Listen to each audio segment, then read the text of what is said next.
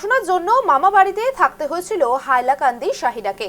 NEET ইউজির সর্বভারতীয় 572তম rank অর্জন, নিজের গ্রামে প্রথম বিদ্যালয়ের পর আর কোনো স্কুল না থাকায় ছোটবেলা থেকেই পড়াশোনার জন্য মামা বাড়িতে থাকতে হয়েছিল হাইলাকান্দির দক্ষিণ জোসনাবাদ গ্রামের শাহিনা আহমেদ লস্করকে।